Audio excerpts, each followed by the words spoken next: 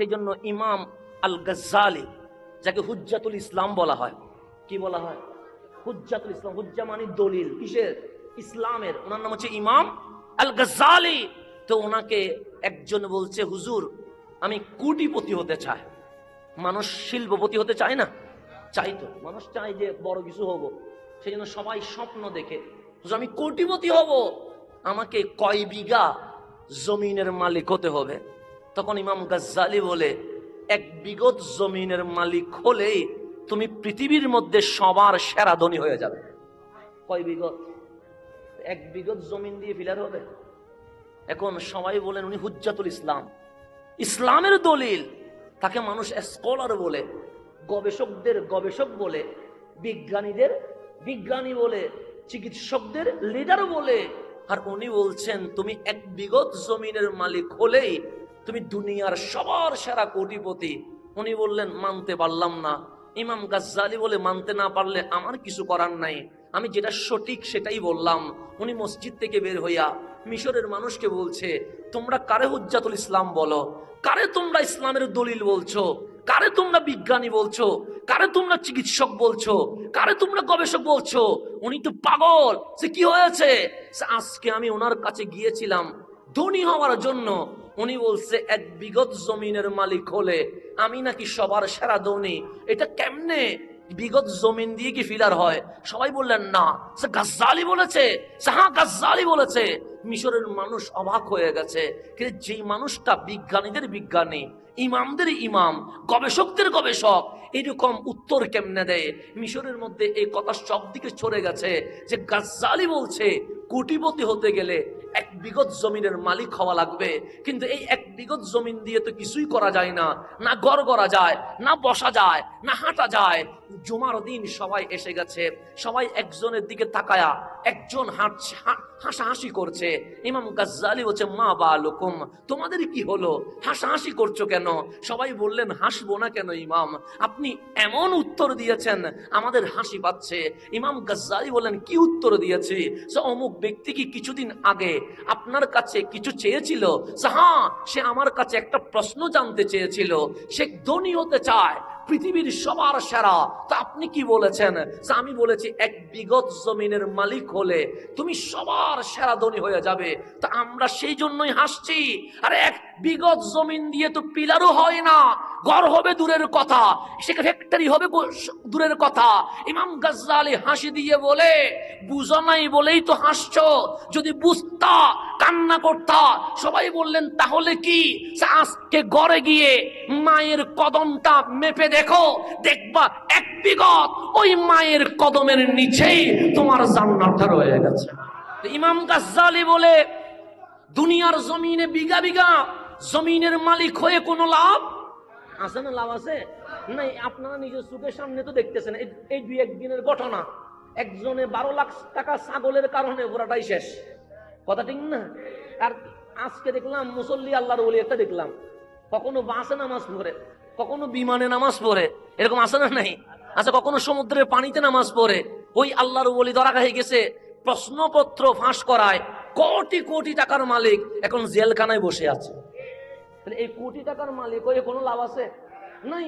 এগুলো মরণকালে কোনো উপকার হচ্ছে না। দেখেন, মুহূর্তে ধরা খাচ্ছে সবগুলো। একটা ছাগল দিয়ে মালিক ধরাই দিচ্ছে, কখনো ফেসবুকের পোস্ট দিয়ে মালিক ধরায়া দিচ্ছে, কখনো বা লেকচার দিয়ে মালিক ধরায়া দিচ্ছে। কোটি কোটি টাকার মালিক কিন্তু কোথায় চলে গেছে? কেউ জেলখানায়, কেউ বিদেশে পালিয়ে চলে গেছে। এরকম কোটি টাকার মালিক হইয়া কোনো লাভ আছে? এত কষ্ট করে দুর্নীতি করলো, নিজে খাইতে পারে নাই। তাহলে ইমাম গাজ্জালি বলছে, তুমি কোটি কোটি টাকা কামায়া করবা কি? নিঃশ্বাস শেষ হলে এই কোটি টাকার সম্পদ বেঈমানি করে বলবে, তুই চলে যা, আমি তো তোর সাথে কবরে যাব না। তো সেই জন্য কোটি বিঘা জমিনের মালিক না হইয়া ওই এক বিঘা তোমার মায়ের পা বরাবর যেই জমিনটা আছে ওটার মালিক হয়ে যাও। জান্নাত খুঁজতে হবে না, হাসরের ময়দানে জান্নাত তোমারে খুঁজে বের করে নেবে। তাহলে ইসলাম বলছে মায়ের কদমের নিচে কি জান্নাত। তাহলে আমি যদি পুরুষ হই, ছেলে, তাহলে আমার জান্নাত খুঁজতে হবে মায়ের কদমের নিচে। আমি যদি মা হই, বাবা হই, আমার মেয়ে আমার জান্নাতের কি গ্যারান্টি। আমি যদি স্বামী হই, কারণ আমি দুনিয়াতে আপনার সামনে অনেক ভালো ব্যবহার করতে পারি, এটা অভিনয় হতে পারে, কিন্তু আমি আসলে কি এটা এই জমিনে আমার ওয়াইফ ছাড়া আর কেউ জানে না। কেন? আমার ওয়াইফ আমাকে গরমেও দেখেছে, ঠান্ডায়ও দেখেছে, দিনেও দেখেছে, রাতেও দেখেছে, ক্ষুধা অবস্থায় দেখেছে, পেট ভরা অবস্থায়ও দেখেছে। তো ও জানে আমার মেন্টালিটি কেমন, কথা ঠিক না? আল্লাহর রাসূল বলেন, কাল হাসরের ময়দানে তোমার ওয়াইফ যদি বলে, মওলা আমার স্বামীর মতো আর স্বামী হয় না, বড় ভালো মানুষ, তা আল্লাহ বলে আমি আর আমলনামা দেখি কি করবো? যার ওয়াইফ বলছে তার স্বামীটা বড় ভালো, আমি রহমান বলছি আমার বান্দাটাই সবচেয়ে বেশি ভালো।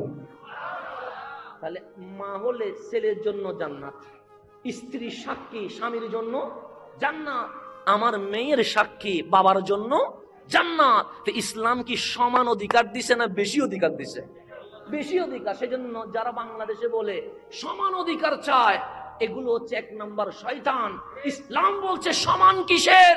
তুমি যদি মা হও তোমার অধিকার সবচেয়ে বেশি হবে, তুমি যদি ওয়াইফ হও তোমার অধিকার রানীর মতো হবে, তুমি যদি মেয়ে হও তোমার বাবা তোমার কারণে জান্নাতে যাবে। সুতরাং মেয়েদের অধিকার সমান নয়, বরং অনেকাংশে সবচেয়ে বেশি দিয়ে দিয়েছে। এটার নাম ইসলাম। সমান দেয় নাই, বেশি দিয়েছে, এটার নাম কি? ইসলাম। সেই জন্য একজন সাহাবী এসে বললেন, ইয়া রাসূলুল্লাহ, আমার সৎ ব্যবহার সবচেয়ে বেশি পাবে তার হকদারকে। আমার রাসূল বলেন, তোমার মা। এরপর আবার বললেন, ইয়া রাসূলুল্লাহ, এরপরে আমি কার সাথে সবচেয়ে বেশি ভালো ব্যবহার করব? আমার রাসূল বলেন, তোমার মা। এরপরে আমি কার সাথে বেশি সবচেয়ে ভালো ব্যবহার করব? আমার রাসূল বলেন, তোমার মা। কয়বার বলছে? এরপর বলছেন, তারপর আমি কার সাথে বেশি ভালোবাসা ভালো ব্যবহার করব? তোমার বাবা। বাবাকে রাখছে কয় নম্বরে? মাকে রাখছে কয় নম্বরে? 1 2 3। তো কম দিছে না বেশি দিছে? বেশি দিছে। আমি ছেলে হলাম, আমার বাবাকে ইসলাম বলে নাই ছেলের কারণে জান্নাতে যাবে। আমার বোন হলো, আমার ইসলাম বলছে মেয়ের কারণে তুমি বাবা জান্নাতের বাসিন্দা হয়ে যাবে। এখন অধিকার বেশি দিল না কম দিল? বেশি দিল। তাহলে এই ইসলাম নারীদেরকে অধিকার বেশি দিয়েছে। সেই জন্য ইসলাম বলে, নারী তুমি পর্দা করো। কেন? মানুষ টিস্যু পেপারটা যখন খুলে যায় এটা ওপেনলি ফেলে দেয়, যখন এরকম পানি থাকে এটা ওপেনলি খুলে দেয়, কিন্তু টাকার মানিব্যাগ কেউ ওপেনলি খুলে দেয় না। স্বর্ণ মানুষ ওপেনলি বাজারে রাখে না, এটাকে বড় ইজ্জত করেই রাখে। ডলারকে মানুষ বড় ইজ্জত করে রাখে। আমার মালিক বলছে, আমার মাখলুকাত জগতে আমি নারীদেরকে এত সম্মানী করে দিয়েছি, যেরকম মানুষ স্বর্ণের যত্ন নেয়, টাকা ডলারের যত্ন নেয়, সৃষ্টির জগতে নারীদেরকেও সেইভাবে যত্ন নিতে হবে। অধিকার বেশি দিছে না কম দিছে? এখন আমার রাসূল বলছেন, এখন বুখারী মুসলিমের হাদিস, আন আল মিসওয়ার ইবনে মাখরামা, হযরতে মিসওয়ার ইবনে মাখরামা রাদিয়াল্লাহু তাআলা আনহু বলছেন, আন্না রাসূলুল্লাহ সাল্লাল্লাহু আলাইহি ওয়াসাল্লাম قال, আমার দয়াল নবী ইরশাদ করেন, ফাতিমাতু বাদআতুম মিন্নি, ফাতেমা যেমন তেমন মেয়ে নয়। তোমার ঘরের ফাতেমা নবীর ঘরের ফাতেমা এক নয়, তোমার সমাজের ফাতেমা নবীর ঘরের ফাতেমা এক নয়। আমার কামলিওয়ালা বলছে, ফাতেমা দেখতে একটা মেয়ে মনে হলেও আমি নবীর শরীরের অংশের নাম ফাতেমা। আমার টুকরার নাম কি? আমার শরীরের একটা টুকরার নাম ফাতেমা। এরপর রাসূল পাক বলছেন, ফামান আকদাবাহা আকদাবানি, যেই ব্যক্তি আমার ফাতেমাকে নারাজ করবে, অসন্তুষ্ট করবে, সে মূলত আমি নবীকে নারাজ করবে। আমার ফাতেমা যার উপর রাজি, আমি নবী তার উপরে রাজি। আমার ফাতেমা যার উপর নারাজ, আমি নবী তার উপর নারাজ। আম্মা জান ফাতেমার আলোচনা এই বাটিকাইনে সুহদায়ে কারবালায় শুধু হাসান আজহারি করে নাই, এই আম্মা জান ফাতেমাতুজ জাহরার আলোচনা পৃথিবীর জমিনে কোনো বক্তা করে নাই। এই আম্মা জান ফাতেমাতুজ জাহরার আলোচনার জন্য স্পেশাল মাহফিলের ব্যবস্থা করে আমার নবী নিজেই আম্মা জান ফাতেমাতুজ জাহরার শান বর্ণনা করছেন। এটাও বুখারী মুসলিমের হাদিস, যেটা এখন বলছি। আন আয়েশাতা উম্মুল মুমিনিন রাদিয়াল্লাহু তাআলা আনহা, আম্মাজান আয়েশা সিদ্দিকা তাহেরা রাদিয়াল্লাহু তাআলা আনহা বলছেন। তাহলে আম্মাজান আয়েশা এটা কে? নবীর বিবি, কথা ঠিক না? নবীর বিবিরা আমাদের কি হয়? মা হয়। তো মা হয়ে আম্মাজান আয়েশা হয়ে নবীজির স্ত্রী হয়ে বর্ণনা করছেন কার শান? আম্মাজান ফাতেমাতুজ জাহরার শান। বাংলাদেশে এখন একটু শিয়াদের আবির্ভাব হচ্ছে আমাদের বাংলাদেশে। এটা আমাদের বাংলাদেশে আগে ছিল না। শিয়াদের অন্যতম আকীদা হচ্ছে ওরা আম্মাজান আয়েশা সিদ্দিকা তাহেরা রাদিয়াল্লাহু তাআলা আনহাকে গালাগালি করে থাকে। আম্মাজান আয়েশাকে গালাগালি করে কিসের মোহাব্বত দেখায়া? আহলে বাইতের মোহাব্বত দেখায়া। তা আম্মাজান ফাতেমাতুজ জাহরার শান আমি বলি নাই, আম্মাজান আয়েশা বলছে। তা আয়েশা সিদ্দিকা তাহেরা আম্মাজান ফাতেমাতুজ জাহরার শান যদি বর্ণনা না করতেন আমরা কি পাইতাম? জিনাকে গালি দিচ্ছেন, উনি আম্মাজান ফাতেমাতুজ জাহরার শান বলেছে। আপনি কেমন নিমুখ হারাম, আপনি কেমন বেয়াদব, আপনি রাসূলের বিবিকে ধরে গালাগালি করছেন। রব্বুল আলামিন এরকম ফসা আকীদা থেকে আমাদেরকে বাঁচিয়ে থাকার তৌফিক নসিব করুন। এগুলো একটু খেয়াল করবেন। আমরা আহলে বাইতের জিকিরে মাহফিল করি কি করি না? এই জমিনে বাংলাদেশে যখন এজিদকে রহমতুল্লাহ আলাইহি বলে এজিদকে বাঁচানোর চেষ্টা করেছে, তখন হুসাইনের আলোচনার বড় দরকার ছিল, কথা ঠিক কিনা? কারণ মানুষ বুঝবে না, ঘরে ঘরে এজিদি জন্ম নেবে। সর্বপ্রথম শাইন শাহের কোটের বাগানের ফুল জামিয়া আহমদিয়া সুন্নিয়া আলিয়ার অধ্যক্ষ হুজুর আল্লামা জালালউদ্দিন আল কাদেরী রহমতুল্লাহি আলাইহি শুহাদায়ে কারবালার মাহফিল করে হুসাইনের প্রেম এই জমিনে বিতরণ করে দিয়েছেন।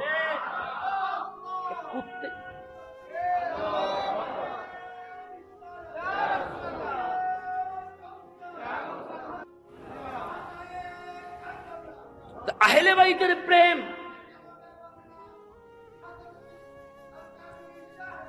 আহলে বাইতের প্রেম এই জমিনে অন্য কোন সম্প্রদায় দেয় নাই। আহলে বাইতের প্রেম এই জমিনে আহলে সুন্নাত ওয়াল জামাতই দিয়েছেন। আহলে সুন্নাত ওয়াল জামাত। এগুলো মনে রাখবেন, নিজেকে সাবধান করবেন।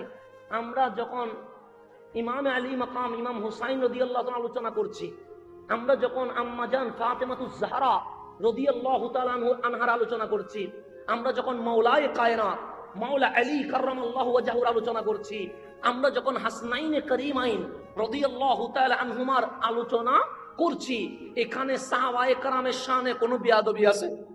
নাই। এখানে সিদ্দিক আকবরের শানে কোনো বেয়াদবি, এখানে ফারুক আজমের শানে কোনো বেয়াদবি, এখানে ওসমান ও যুন্নুরাইনের শানে কোনো বেয়াদবি, কোন সাহাবী রাসূলের শানে কোনো বেয়াদবি। তাহলে আমরা যখন আহলে বাইতের প্রেম দিচ্ছি সাইটে কোনো বেয়াদবি নাই। আবার আমরা যখন সাহাবায়ে রাসূলের শান বলছি তার বিপরীতে আহলে বাইতের শানে কোনো বেয়াদবি নাই। তাহলে আমাদের মুভমেন্ট হচ্ছে কোন দিকে? কারবালার দিকে। হুসাইন যেটা চেয়েছে আমরা সেটাই জাতিকে জানাচ্ছি। আর কিছু মানুষ আছে নাম দেয় আহলে বাইতের, আহলে বাইতের আলোচনা না করে সাহাবায়ে কেরামের শানে বেয়াদবি করে। আছে না নাই? ওদের উদ্দেশ্য খারাপ, ওদের উদ্দেশ্য কি খারাপ। সেজন্য উদ্দেশ্য যেখানে খারাপ সেখানে যাওয়া যাবে। আল্লাহ যেন আমাদেরকে বুঝার তৌফিক নসিব করে। এখন আসলে আম্মাজান সৈয়দা আয়েশা সিদ্দিকা তাহেরা রাদিয়াল্লাহু তাআলা আনহা উনি বলছেন, ক্বালা তিনি বলেন, ক্বালা রাসূলুল্লাহ সাল্লাল্লাহু, এটাও বুখারী মুসলিমের হাদিস মুত্তাফাকুন আলাইহি। রাসূল আরবী ইরশাদ করেন, ইয়া ফাতেমা, হে আমার ফাতেমা, আলা তারদাইনা আন তাকুনি সাইয়্যিদাতা নিসাইল মুমিনিন সাইয়্যিদাতা নিসাই আহলিল জান্নাহ। ও আমার ফাতেমা, তুমি কি খুশি হও না মালিক তোমাকে সমস্ত জাহানের মহিলাদের সর্দার বানিয়ে দিয়েছে, জান্নাতের সর্দারনি বানিয়ে দিয়েছে। ফাতেমা তুমি কি খুশি হও না? তোমাকে আমার আল্লাহ সাইয়্যিদা নিসাই আহলিল জান্নাহ, জান্নাতের যত নারী রমণী আছে সকল রমণীদের প্রেসিডেন্ট হচ্ছে আম্মাজান ফাতেমাতুজ জাহরা রাদিয়াল্লাহু তাআলা আনহা। এরপর আসেন, এটাও বুখারী মুসলিম এর হাদিস, এটাও রওয়ায়াত করেছেন আম্মাজান আয়েশা সিদ্দিকা তাহেরা রাদিয়াল্লাহু তাআলা আনহা। উনি বলছেন, আন আয়েশাতা উম্মুল মুমিনিন, সৈয়দা আয়েশা সিদ্দিকা রাদিয়াল্লাহু তাআলা থেকে বর্ণিত, ক্বালাত তিনি বলেন, ইন্না কুন্না আজওয়াজান নবী সাল্লাল্লাহু আলাইহি ওয়াসাল্লাম ইনদাহু জামিআ, আমরা যতজন আমার নবীর পবিত্রা বিবিগণ ছিলাম সবাই নবীর দফতরে হাজির ছিলাম। সবাই কার দরবারে? নবীর দরবারে, একজনও কি নাই বাদ। উনি আরো বলছেন সাল্লাম তুগাদার মিন্না ওয়াহিদা, আমার নবীর যত বিবি এখানে একজনও গায়েব নাই, সবাই উপস্থিত। এমত অবস্থায় আকবালাত ফাতিমাতু রাদিয়াল্লাহু আনহা তামশি, আমরা দেখলাম আমার নবীর শাহজাদি সৈয়দা ফাতেমাতুজ জাহরা হেঁটে হেঁটে নবীর দরবারে আসতে শুরু করে দিয়েছে। রসুলও বসা, রসুলের বিবিগণও বসা, একজনও কি নাই বাদ। এমত অবস্থায় আসতেছেন আমার নবীর শাহজাদি আম্মা জান ফাতেমাতুজ জাহরা। তখন আম্মা জান আয়েশা লা ওয়াল্লাহ, খুদার কসম, আমি বলছি না, কসম করছেন কে? আম্মা জান আয়েশা কি বলছে? সে মা তাখফা মিশিয়াতুহা মিন মিশিয়াতি রাসূলিল্লাহ সাল্লাল্লাহু আলাইহি ওয়াসাল্লাম। খুদার কসম, আমি নবীর স্ত্রী হইয়া সাক্ষী দিচ্ছি, রসুল যেভাবে হাঁটে ঠিক 100তে 100 আমার নবীর মতো যিনি হাঁটতে পারে উনি আম্মা জান ফাতেমাতুজ জাহরা। এরপর মুস্তাদরাক ইমাম হাকিম মুস্তাদরাকের মধ্যে বলছে, আম্মা জান আয়েশা বলছে রসুলের মতো যিনি কথা বলতে পারে উনি আম্মা জান ফাতেমাতুজ জাহরা, রসুলের মতো যিনি বসে উনি আম্মা জান ফাতেমাতুজ জাহরা। এক কথায় আমার নবীর চাল চলন, উঠা বসা, দেখা ফিরা সমস্ত কিছু 100তে 100 যার কাছে পাওয়া যায় উনি আম্মা জান ফাতেমাতুজ জাহরা রাদিয়াল্লাহু তাআলা। এরপর কি বলছে দেখেন, আম্মা জান আয়েশা বলছেন, আমি বলি না। এরপর ইমাম হাকিম মুস্তাদরাকের মধ্যে রওয়ায়াত করছে, এরপর যখন আম্মা জান ফাতেমা ইজা দাখালাত আলাইহি, যখন রসুল পাকের দরবারে কি করে ফেলেছেন? প্রবেশ করে ফেলেছেন। আমার নবী আম্মা জান ফাতেমাকে দেখে অভিনন্দন জানানোর জন্য মারহাবা বলেছেন। কেউ আসলে আমরা তাকবীর দিই না? যখন গুরুত্বপূর্ণ কেউ আছে কি দিই? তাকবীর দিই। তাকবীর মানে কি? দেওয়া, অভিনন্দন জানানো। আম্মা জান ফাতেমাতুজ জাহরা আসতেছেন আর অভিনন্দন জানাচ্ছেন রহমতুল্লিল। সো কমা ইলাইহা, ওনারে দেখে কামলিওয়ালা বসা থেকে দাঁড়িয়ে গেছেন। কাকে দেখে? আম্মা জান ফাতেমাতুজ জাহরাকে দেখে দাঁড়িয়ে গেছেন রহমতুল্লিল। শুধু দাঁড়িয়ে গেছেন তা নয়, ওনার কাছে গিয়ে ওনার হাত মোবারক ধরছেন। ফাআখাযা, হাত মোবারক ধরে কামলিওয়ালা চুমু দিলেন। কাকে? ফাতেমাতুজ জাহরাকে। চুমু দেওয়ার পর আমার রসুল ধরে এনে আমার নবী যে চেয়ারে বসেছে আম্মা জান ফাতেমাকে সেই চেয়ারে বসিয়ে দিয়েছে। কেমন রমণী! যারে দেখলে আমার নবী মারহাবা দেয়, যার হাত কামলিওয়ালা ধরে হাতে চুমু দেয়। চুমু দেওয়ার পরে রসুল আরবি নিজের বসা জায়গায় আম্মা জান ফাতেমাতুজ জাহরাকে বসিয়ে দেয়। এর চেয়ে দামি আর কিছু আসেনি। এগুলো আমি বলছি সবগুলো খন্ড খন্ড করে ইয়ার থেকে হাদিস থেকে একসাথে করে জমা করে। এখন আসেন আমরা রসুলে আরবির জীবনী যদি পড়ি, কার জীবনী? নবীজির জীবনী যদি পড়ি, দেখবেন সাহাবায়ে কারাম কথা শুরু করার সময় এখানে আমরা বিয়াদবি করি। আমার নবী সাহাবীদের মধ্যে কোনো বিয়াদব ছিল? আমরা বলি রসুল আমাদের মতো, কারণ আমরা বিয়াদব বিদায় বলি আর কি। হ্যাঁ, আমরা রসুলকে নাম ধরে রাখি মোহাম্মদ ইবনে আব্দুল্লাহ বলি, কিন্তু নবীর জামানায় সাহাবীদের মধ্যে কোনো বিয়াদবি ছিল? ওদের ডাকার মধ্যে আদব, বলার মধ্যে আদব, সম্বোধন করার মধ্যে আদব। জীবনে কোনোদিন ইয়া মুহাম্মদ এটা বলে নাই, যখনই বলেছেন বলছেন ইয়া রাসূলুল্লাহ। এটা হচ্ছে আদব। এটা কি আদব? যেমন আপনি যদি একটু গভীরভাবে খেয়াল করেন, আমি বিয়ে করছি, আমার শ্বশুর আছে না, শ্বশুরকে আমরা কি বলি? শ্বশুর আব্বা বলে, কথা ঠিক না? শ্বশুর আব্বা আমারে কি বলে? জামাই বা বাবা এদিকে বলবে কি বলবে না? সিদ্দিক আকবর আমার নবীর শ্বশুর, কথা ঠিক না? আমার নবী সম্পর্কে সিদ্দিক আকবরের মেয়ের জামাই, তাহলে জামাতা। সিদ্দিক আকবর আমার রসুলকে কি বলবে? জামাতা। শোনেন, বলবে না? কিন্তু জীবনে কোনোদিন এরকম বলে নাই। সিদ্দিক আকবর সব সময় আমার নবীকে ডেকেছেন ইয়া রাসূলুল্লাহ। আরেকটু আসেন, হযরতে মাওলা আলী রাদিয়াল্লাহু তাআলা, মাশাআল্লাহ আসেন। আমাদের মান্যবর আজকের মাহফিলের প্রধান মেহমান উপজেলা পরিষদ পটিয়ার নবনির্বাচিত ভাইস চেয়ারম্যান। হ্যাঁ, আচ্ছা, এমনি ভাইস চেয়ারম্যান আবার প্যানেল চেয়ারম্যান, মাশাআল্লাহ, দুইটা একসাথে হয়ে গেছে, মাশাআল্লাহ। আমাদের প্যানেল চেয়ারম্যান, উনি চেয়ারম্যান না হওয়ার আগেও যখন হয় নাই তখন ওই মাহফিলে আসছে, আমি পাইছিলাম, আমার মনে আছে। তো যখন ছিল না তখনও হইছে, তখনও আসছে, এখন হইছে। এখন দায়িত্ব বাড়ছে না কমছে? বাড়ছে। তো আগে যদি একবার আসতো, এখন দুইবার আসতে হবে। যেখানে দুইবারে গেছে এখানে চারবার যেতে হবে, কথা ঠিক না? খেদমতের পরিমাণ বাড়বে না কমবে? বাড়বে, এখন বাড়াইতে হবে। তো এখন আলহামদুলিল্লাহ আমিও যার জন্য দোয়া করেছি, রব্বুল আলামিন ওনাকে যেন ভাইস চেয়ারম্যান মানায়। আমাদের সুন্নিয়তের অসংখ্য উলামায়ে কেরাম আমি দেখেছি ওনার জন্য নিবেদিত প্রাণ হয়ে দোয়া করেছেন। তো জনাব ডাক্তার মোহাম্মদ ইমদাদুল হাসান সাহেব, উনি আমার আম্মা জানের ওয়াফাত বার্ষিকীতেও ফ্রিতে উনি খতনা কর্মসূচি এবং চিকিৎসা সেবা দিয়েছেন। সেজন্য আমার পরিবারের পক্ষ থেকেও ওনার এই আজিমুশান খেদমতকে আমি শ্রদ্ধা ভরে স্মরণ করছি। আল্লাহ যেন ওনাকে খেদমতগার হিসেবে কবুল করে নেন। সমাজের, দেশের, দশের, বিশেষ করে আমাদের সুন্নিয়তের খেদমতগার হিসেবে আল্লাহ যেন কি করেন, কবুল করে নেন, আমিন। এখন আসেন আমি সামনের দিকে যাই। তাহলে মাওলা আলী আমার রসুলের মেয়ের জামাই, তাহলে জামাই হলে রসুল কি হবে?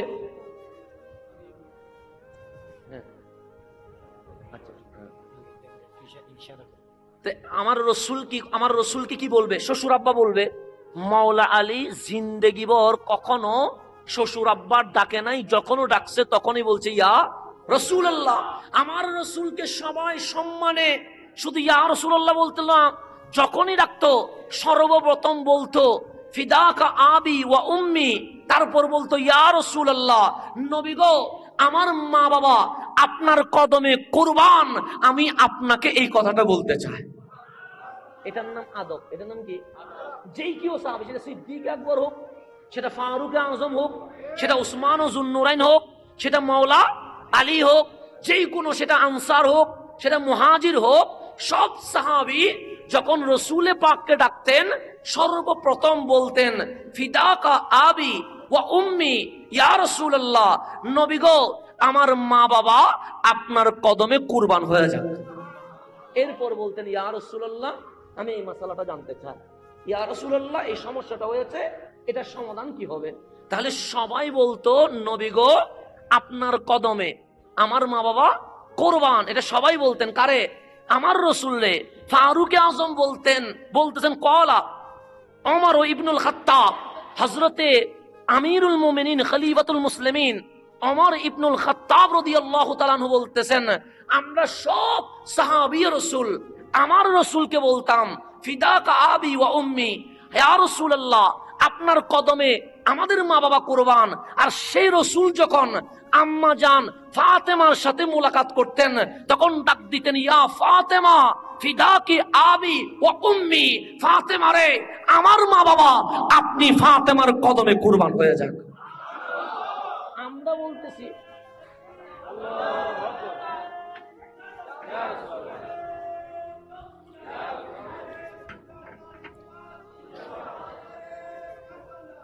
আমরা বলতেছি ইয়া রাসূলুল্লাহ আমার মা বাবা আপনার কদমে কুরবান। আর সেই রসুল যখনই আম্মা জান ফাতেমাতুজ জাহরার সাথে মুলাকাত হতো তখনও বলতেন ইয়া ফাতেমা, ফাতেমা রে বিশ্বজগৎ বলছে ওদের মা বাবা আমি নবীর কদমে কুরবান, আর আমি রসুল বলছি ফিদাকি আবি ওয়া উম্মি আমার মা বাবা আমার ফাতেমার কদমে কুরবান হয়ে যাক।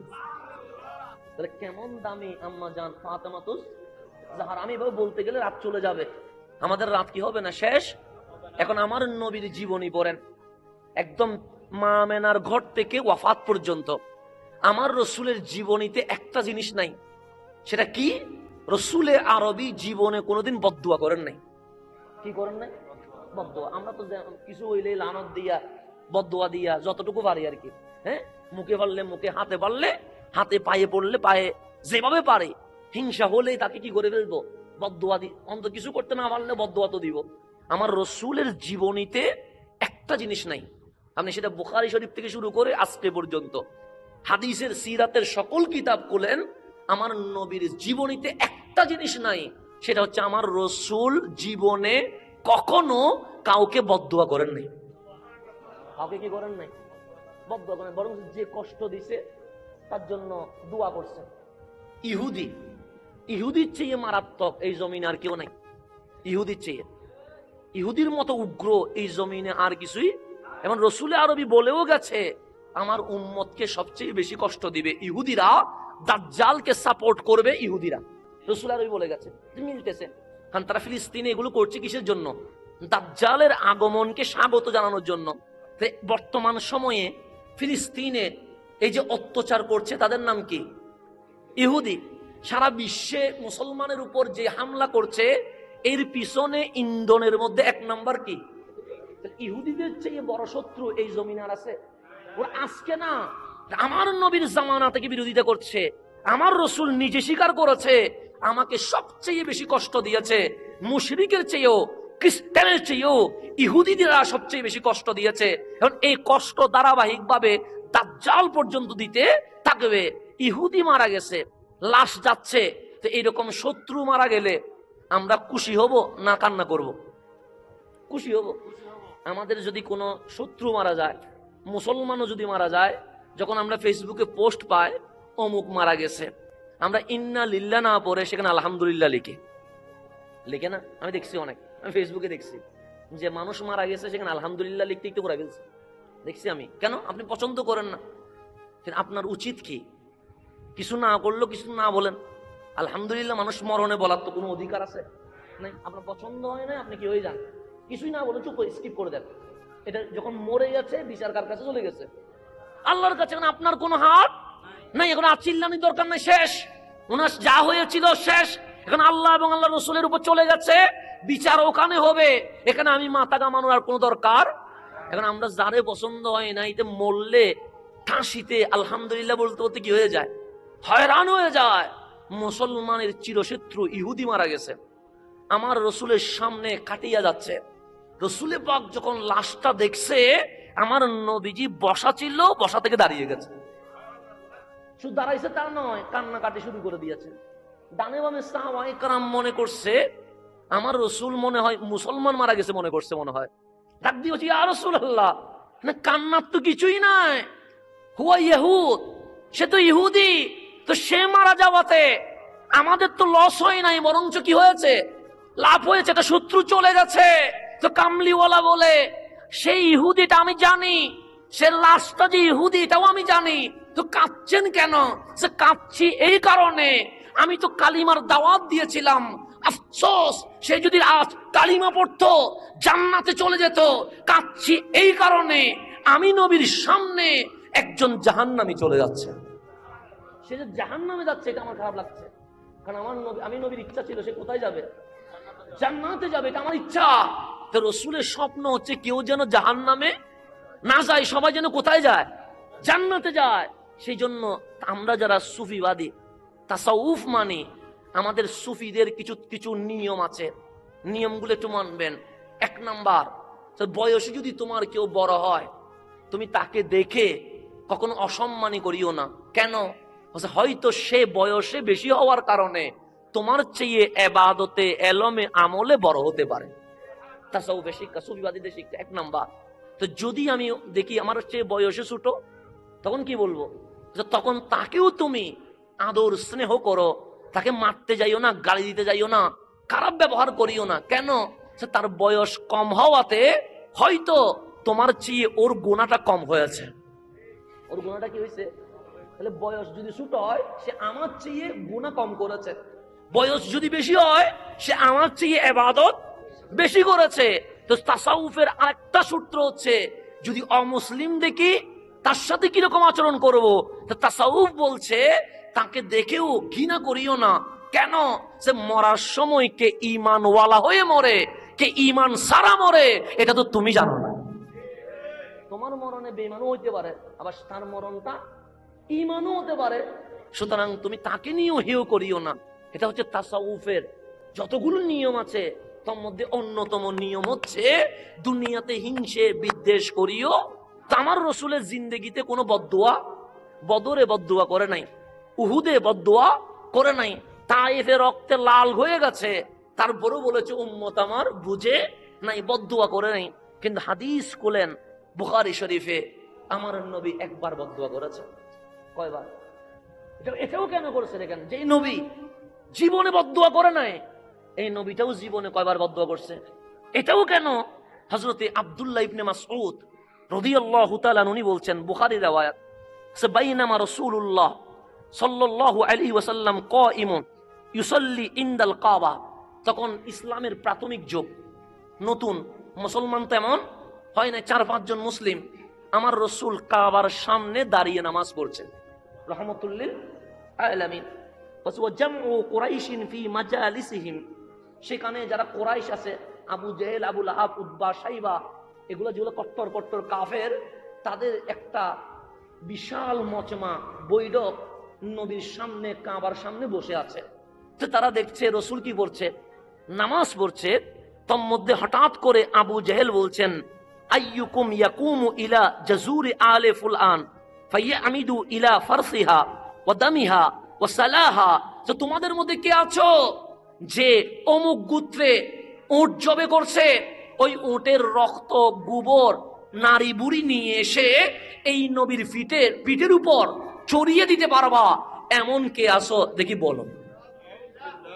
রাসূল নামাজ পড়ছে, বলছে এই ব্যক্তির উপরে ওই যে ওই এলাকায় উট জবে হয়েছে, ওই উটের নারী বুড়ি রক্ত যা আছে সবগুলো এনে সে যখন সিজদায় যাবে তখন তার পিঠের উপর কি করে দিবা, তুলে দিবা। কে আছো?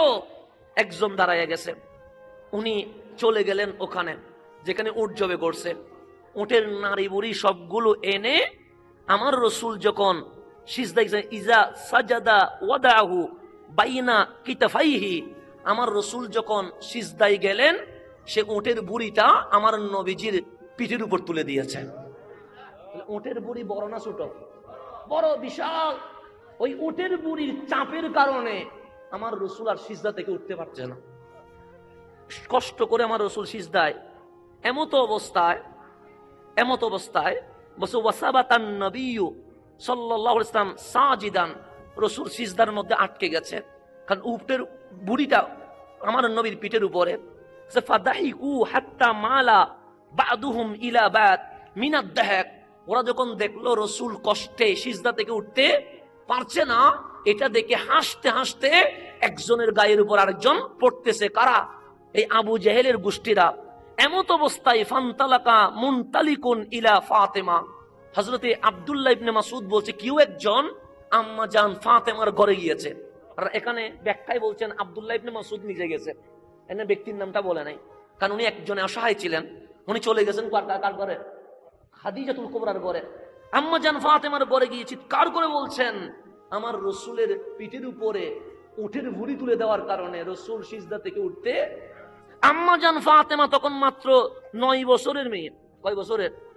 ফাআকবালা তাসআ, তিনি দৌড়ায়া ঘর থেকে হানায়ে কাবার সামনে আসছে। ওয়াসাবাতান নবিয়্যু সাজিদান, তখনও আমার নবী সিজদায়, ভুঁড়ির ওজনের কারণে উঠতে পারছে না।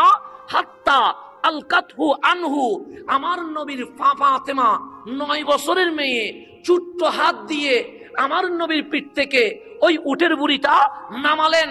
রাসূলের পুরা শরীর গোবরে আবৃত হয়ে গেছে। আম্মা জান ফাতেমা বালতির পানি এনে রাসূলের গায়ের উপর ঢেলে রাসূলকে পবিত্র করলেন। ও আকবালাত আলাইহিম, এবং আমার আম্মা জান ফাতেমা সাহসিকতার সাথে ওই কুরাইশ সম্প্রদায়ের কাছে গেলেন। তাসব্বুহুম, ওনাদেরকে প্রতিবাদ করলেন, ওনাদের সামনে বদদুয়া করলেন, এমন বদদুয়া যেই বদদুয়া জীবনে আর হতে পারে না। আম্মা জান ফাতেমার বদদুয়া শুনে ফালাম্মা কাদা রাসূলুল্লাহ সাল্লাল্লাহু আলাইহি ওয়াসাল্লাম আসসালা, আমার নবী যখন নামাজ শেষ করলেন, আম্মা জান ফাতেমার বদদুয়ার সাথে ঐক্যমত পোষণ করে কামলিওয়ালাও 2টা হাত তুলে দিয়েছেন।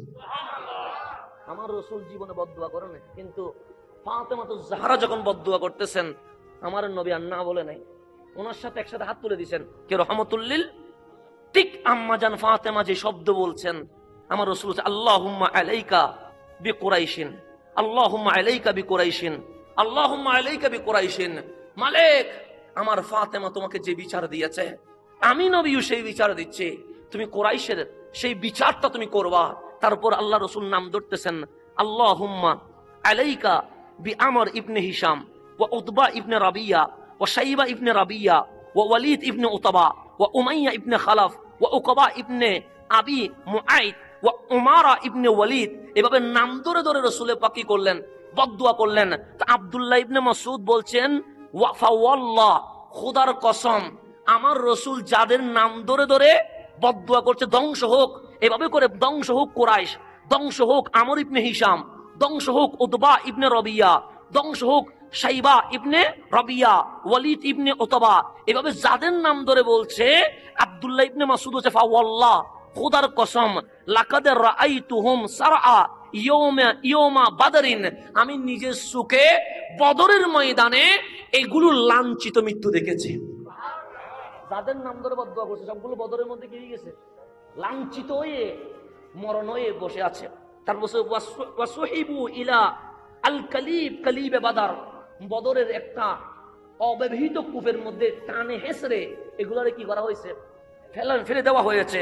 ক্বালা রাসূলুল্লাহ, আমার নবী তখন বলছেন, উতবিআ আসহাবুল কালিব লানা, আজকে থেকে কিয়ামত পর্যন্ত যাদেরকে আমি বদদুয়া করেছিলাম তাদের উপর আল্লাহর লানত পড়তে থাকবে।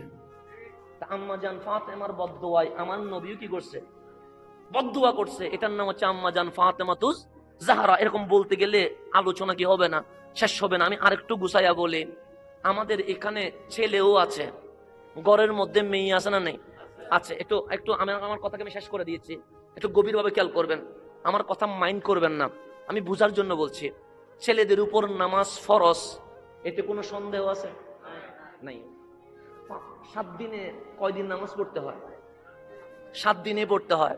1 মাসে কয়দিন? 30 দিন পড়তে হয়। 2 মাসে 60 দিন পড়তে হয়। বছরে 365 দিন। এক কথায় প্রাপ্ত বয়স থেকে মরণ পর্যন্ত দাঁড়াইয়া না পারলে বসে, বসে না পড়লে শুইয়া, শুইয়াও যদি না পারেন বসে ইশারা দিয়ে হলেও তোমার নামাজ চলমান রাখতে হবে। নামাজ কোনো মাপ আছে?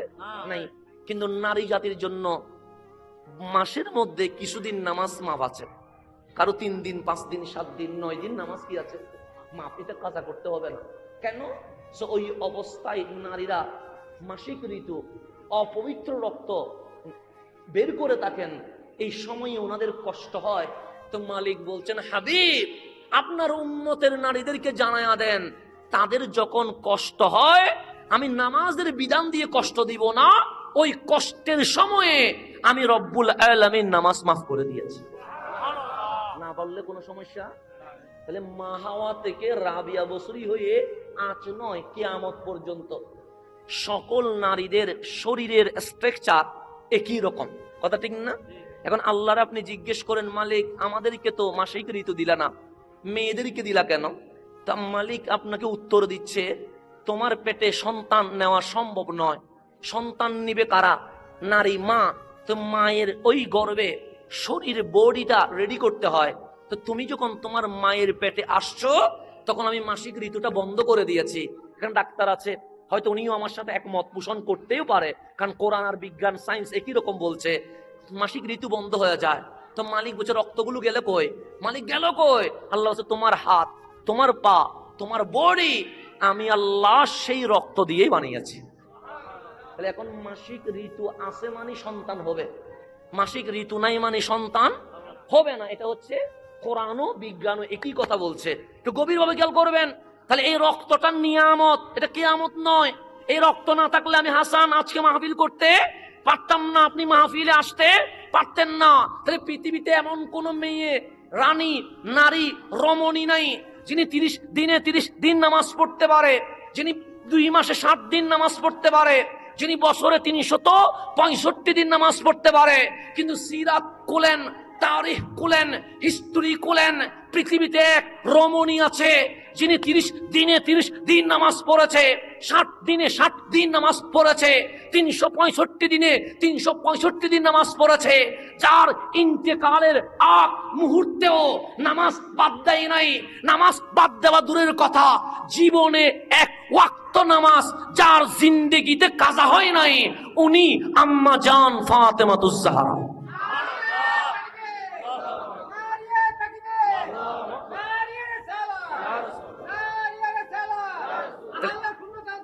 তাহলে একটু গভীরভাবে খেয়াল করবেন। তাহলে আম্মা জান ফাতেমাতুজ জাহরার নামাজ কখনো কাজা, বাদ দেওয়া দূরের কথা কাজা, তার মানে কাজা হয় নাই কেন? ওনার ওই অপবিত্র রক্ত ছিল না, থাকলে নামাজ বাদ নাই, বিদায় আল্লাহ বলে নামাজ পড়তে হবে। তাহলে কন্টিনিউ নামাজ পড়েছে। এখন আপনি ডাক্তার মহোদয় যেহেতু এখানে আছে, উনিও আমার সাথে সত্যায়ন করবে, যার মাসিক ঋতু নাই, তার কোনো সন্তান নাই, কিন্তু আম্মা জান ফাতেমাতুজ জাহরা রাদিয়াল্লাহু তাআলা আনহা তিনি তো নামাজ বাদ দেন নাই, কাজা করেন নাই, তার মানে ওনার অপবিত্র রক্ত নাই। তাহলে ওনার গড়ে হাসান আসলো কেমনে, হুসাইন আসলো কেমনে? বিজ্ঞান বলছে যার মাসিক ঋতু নাই তার সন্তান নাই। কোরআনের গবেষণা বলছে যার মাসিক ঋতু নাই তার সন্তান নাই। তাহলে আম্মা জান ফাতেমাতুজ জাহরার গড়ে হাসনাইন করিমাইন আসলো কেমনে? মাসিক ঋতু না থাকলে সন্তান তো হবে না। বিজ্ঞান স্তব্ধ হয়ে গেছে, মুফাসসিরের কোনো উত্তর নাই। 1400 বছরের মুজাদ্দিদ যখন চাটাইয়ের মধ্যে বসে আছে, বিশ্ব প্রশ্ন করলো, আপনি তো বিজ্ঞানীদেরও বিজ্ঞানী, আপনি তো মুফাসসিরদের সেরা মুফাসসির, আপনি তো বক্তাদের সেরা বক্তা, ইমাম আহমদ রেজা হাফেজে বেরলভী, আপনি বলেন যার মাসিক ঋতু নাই তার কি সন্তান হয়? উনি বললেন না না, কোরআনও বলছে, বিজ্ঞানও বলছে হয় না। তাহলে আমাদের প্রশ্ন হচ্ছে আম্মা জান ফাতেমাতুজ জাহরার ঘরে হাসান হুসাইন আসলো কেমনে? আমার আলা হযরত বলছে বিজ্ঞানের গ্রন্থ বন্ধ করে দেয়, এশকের চোখ খুলে দেয়, উত্তর আসবে তেরি নসলে পাক মে হে বাচ্চা বাচ্চা নূর খা তু হি আইনে নূর সব করানা নূর খা। হাবিব আপনি নূর, এটা অনেক দূরের কথা। ফাতেমা নূর, সেই নূর থেকে হাসান হুসাইন নূর বের হয়েছে। এই শের নূরের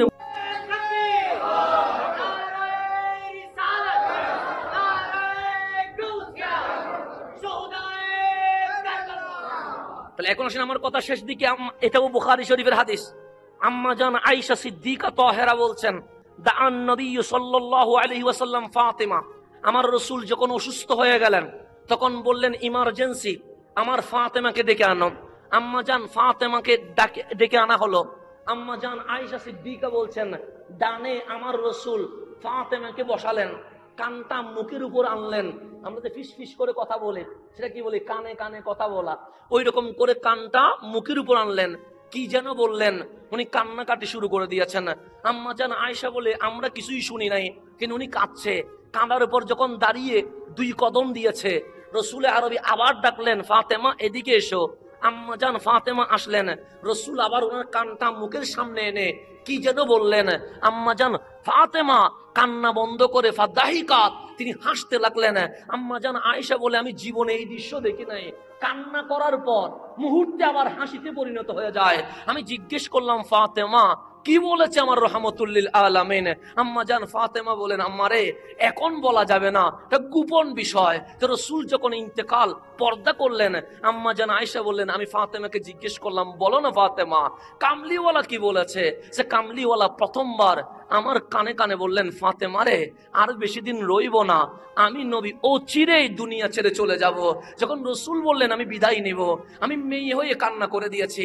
আমার কান্না দেখে রসুল আরবি আমাকে ডেকে বললেন, ফাতেমা রে আমি পর্দা হওয়ার পর এই রুহের এই কবরের জগতের মধ্যে যার সাথে আমার প্রথম দেখা হবে আওলাদের মধ্যে, এটা ফাতেমাতুজ জাহরা।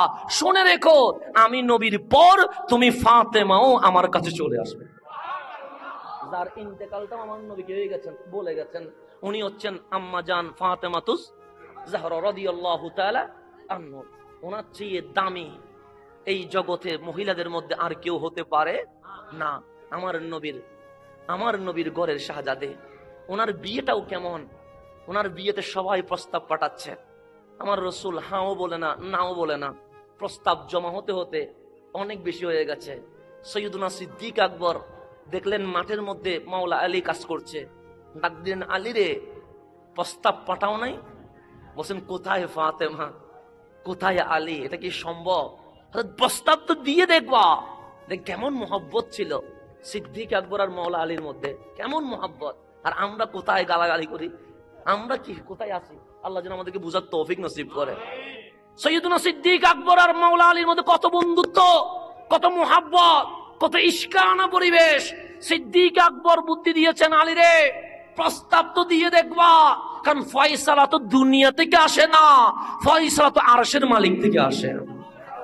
সিদ্দিক আকবরের পরামর্শ শুনে, কার পরামর্শ শুনে? যাকে আপনি গালি দিচ্ছেন, সিদ্দিক আকবরের পরামর্শ শুনে মাওলা আলী সাহস করে আমার নবী দরবারে প্রস্তাব দিয়ে দিয়েছেন। কার পরামর্শ শুনে? সিদ্দিক আকবরের পরামর্শ শুনে মাওলা আলী প্রস্তাব দিলেন। রসুল পাক মিটিং ডাকলেন, আসো তোমরা সবাই ফাতেমার জন্য প্রস্তাব দিয়েছ, এখানে আমি নবীর কোনো উক্তি নাই, আল্লাহ তাবারক ওয়া তাআলা হুকুম করেছে ফাতেমাকে আলীর সাথে বিয়ে দিতে। বিয়েটা ও আসছে কোত্থেকে? উপর থেকে। এটার নাম ফাতেমাতুজ জাহরা রাদিয়াল্লাহু তাআলা আনহা। আল্লাহ যেন ওনার ফয়েজ আমাদের জীবনের উপর জারি করে দেন। আমার রসুল বলছেন এটা আমার টুকরো, এটা রাজি হলে আমি রাজি হয়ে যাব, এটা নারাজ হলে আমি নারাজ হয়ে যাব। আজকের শুহাদায়ে কারবালায় আমরা দোয়া করছি আম্মা জান ফাতেমাতুজ জাহরা যেন আমাদের উপর রাজি হয়ে যায়। উনি রাজি হলে আমার নবী রাজি হয়ে যাবে, উনি নারাজ হলে আমার নবী নারাজ হয়ে যাবে। রব্বে করিম আম্মা জানদের সম্মান দেওয়ার আমাদের জন্য তৌফিক নসিব করে। রসুলের বিবিগণ আমাদের মা, ওনাদেরকে ইজ্জত দেওয়ার আল্লাহ যেন তৌফিক নসিব করে। খুলাফায়ে রাশিদিন আমাদের মাথার উপরে, ওনাদেরকে ইজ্জত দেওয়ার আল্লাহ যেন তৌফিক নসিব করে। আহলে বাইতের মুহাব্বত ঈমানের অংশ, আহলে বাইতের মুহাব্বত আমাদের বুকে যেন ধারণ করতে পারে। সাহাবায়ে কেরামের ইজ্জত সম্মান এটাও ঈমানের অংশ, আল্লাহ যেন ওনাদেরকেও তাজিম করার তৌফিক নসিব করে। আমিন। আমি এই মসজিদ হাঁটি হাঁটি পা পা করে আলহামদুলিল্লাহ এত দূর চলে আসছে, মাশাআল্লাহ। আমরা সেই জন্য ইমাম আল গাজ্জালি, যাকে হুজ্জাতুল ইসলাম বলা হয়, কি বলা হয়? হুজ্জাতুল ইসলাম। হুজ্জা মানে দলিল, কিসের? ইসলামের। ওনার নাম হচ্ছে ইমাম আল গাজ্জালি। তো ওনাকে একজন বলছে, হুজুর আমি কোটিপতি হতে চাই। মানুষ শিল্পপতি হতে চায় না? চাই তো, মানুষ চায় যে বড় কিছু হব, সেই জন্য সবাই স্বপ্ন দেখে, হুজুর আমি কোটিপতি হব, আমাকে কয় বিঘা জমিনের মালিক হতে হবে। তখন ইমাম গাজ্জালি বলে, এক বিঘত জমিনের মালিক হলেই তুমি পৃথিবীর মধ্যে সবার সেরা ধনী হয়ে যাবে। কয় বিঘত? এক বিঘত জমিন দিয়ে ফিলার হবে? এখন সবাই বলেন উনি হুজ্জাতুল ইসলাম, ইসলামের দলিল। তাকে মানুষ স্কলার বলে, গবেষকদের গবেষক বলে, বিজ্ঞানীদের বিজ্ঞানী বলে, চিকিৎসকদের লিডার বলে। আর উনি বলছেন তুমি এক বিঘত জমিনের মালিক হলেই তুমি দুনিয়ার সবার সেরা কোটিপতি। উনি বললেন মানতে পারলাম না। ইমাম গাজ্জালি বলে, মানতে না পারলে আমার কিছু করার নাই, আমি যেটা সঠিক সেটাই বললাম। উনি মসজিদ থেকে বের হইয়া মিশরের মানুষকে বলছে, তোমরা কারে হুজ্জাতুল ইসলাম বলো? কারে তোমরা ইসলামের দলিল বলছো? কারে তোমরা বিজ্ঞানী বলছো? কারে তোমরা চিকিৎসক বলছো? কারে তোমরা গবেষক বলছো? উনি তো পাগল। সে কি হয়েছে? আজকে আমি ওনার কাছে গিয়েছিলাম ধনী হওয়ার জন্য। উনি বলছে এক বিঘত জমিনের মালিক হলে আমি নাকি সবার সেরা ধনী। এটা কেমনে? বিগত জমিন দিয়ে কি ফিলার হয়? সবাই বললেন না, সে গাজ্জালি বলেছে। হ্যাঁ গাজ্জালি বলেছে। মিশরের মানুষ অবাক হয়ে গেছে, কিন্তু যেই মানুষটা বিজ্ঞানীদের বিজ্ঞানী, ইমামদের ইমাম, গবেষকদের গবেষক, এরকম উত্তর কেমনে দেয়? মিশরের মধ্যে এই কথা সব দিকে ছড়ে গেছে যে গাজ্জালি বলছে কোটিপতি হতে গেলে এক বিঘত জমিনের মালিক হওয়া লাগবে। কিন্তু এই এক বিঘত জমিন দিয়ে তো কিছুই করা যায় না, না ঘর করা যায়, না বসা যায়, না হাঁটা যায়। জুমার দিন সবাই এসে গেছে, সবাই একজনের দিকে তাকায়া একজন হাসাহাসি করছে। ইমাম গাজ্জালি বলছে, মা বালুকুম, তোমাদের কি হলো? হাসাহাসি করছো কেন? সবাই বললেন, হাসবো না কেন ইমাম, আপনি এমন উত্তর দিয়েছেন আমাদের হাসি পাচ্ছে। ইমাম গাজ্জালি বললেন, কি উত্তর দিয়েছি? সে অমুক ব্যক্তি কি কিছুদিন আগে আপনার কাছে কিছু চেয়েছিল? হ্যাঁ, সে আমার কাছে একটা প্রশ্ন জানতে চেয়েছিল, সে ধনী হতে চায়, পৃথিবীর সবার সেরা। তা আপনি কি বলেছেন? আমি বলেছি এক বিঘত জমিনের মালিক হলে তুমি সবার সেরা ধনী হয়ে যাবে। তা আমরা সেই জন্যই হাসছি। আরে এক বিঘত জমিন দিয়ে তো পিলারও হয় না, ঘর হবে দূরের কথা, সেখানে ফ্যাক্টরি হবে দূরের কথা। ইমাম গাজ্জালি হাসি দিয়ে বলে, বুঝো নাই বলেই তো হাসছো, যদি বুঝতা কান্না করতা। সবাই বললেন, তাহলে কি?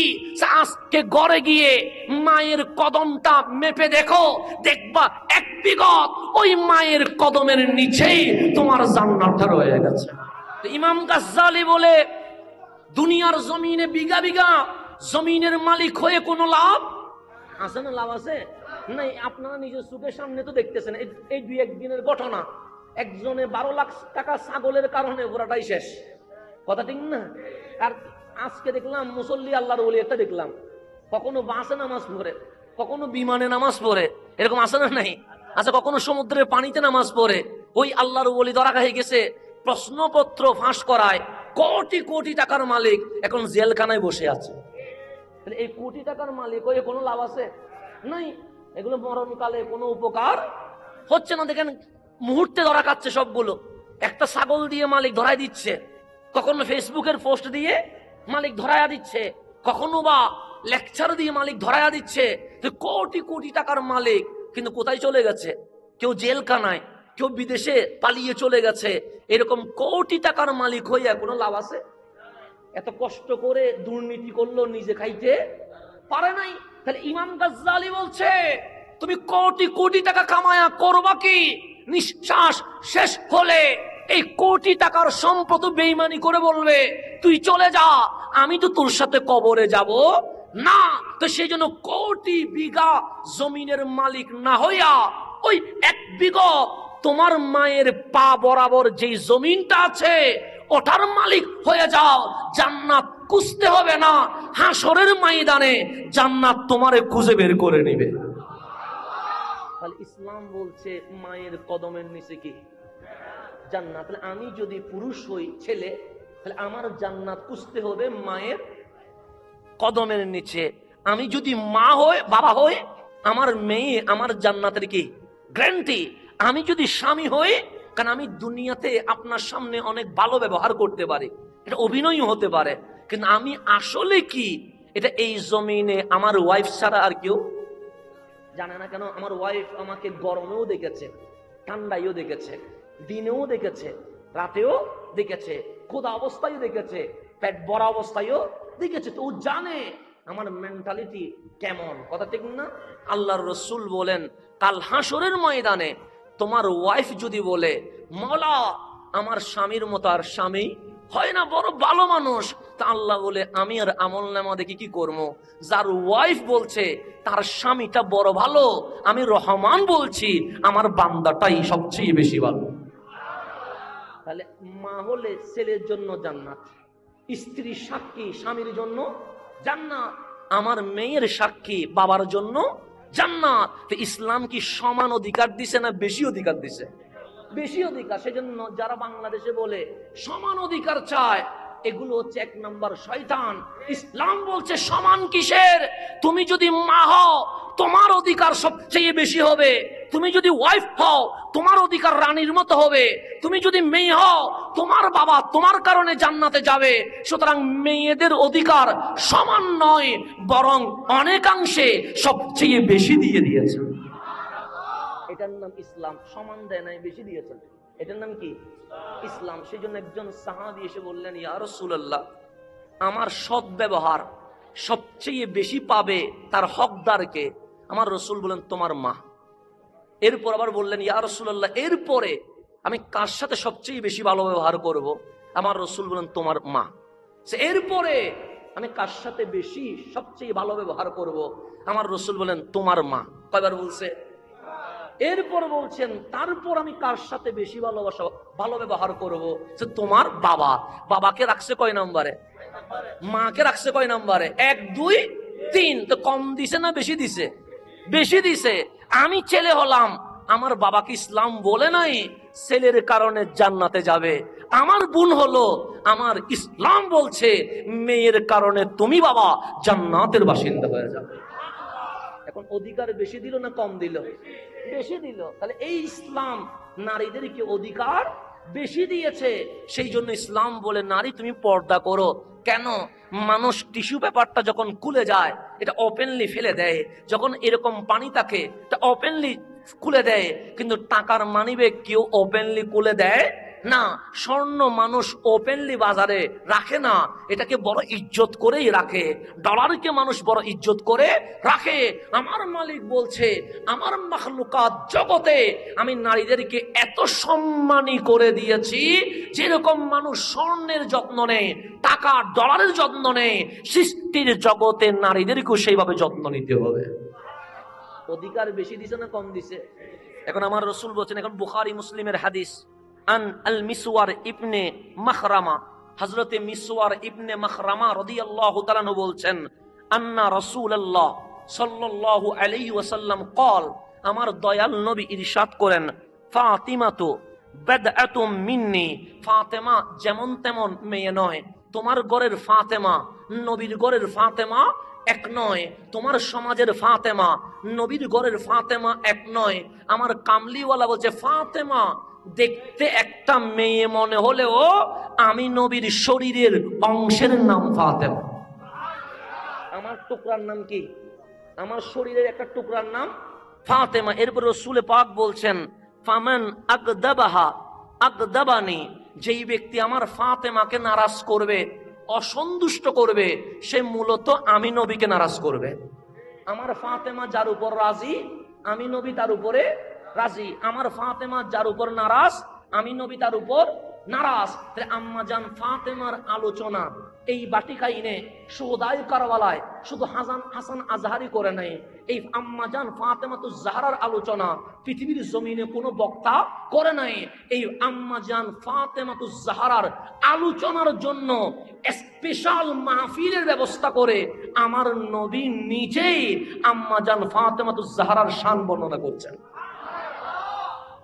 এটাও বুখারী মুসলিমের হাদিস, যেটা এখন বলছি। আন আয়েশাতা উম্মুল মুমিনিন রাদিয়াল্লাহু তাআলা আনহা, আম্মা জান আয়েশা সিদ্দিকা তাহেরা রাদিয়াল্লাহু তাআলা আনহা বলছেন। তাহলে আম্মা জান আয়েশা এটাকে নবীর বিবি, কথা ঠিক না? নবীর বিবিরা আমাদের কি হয়?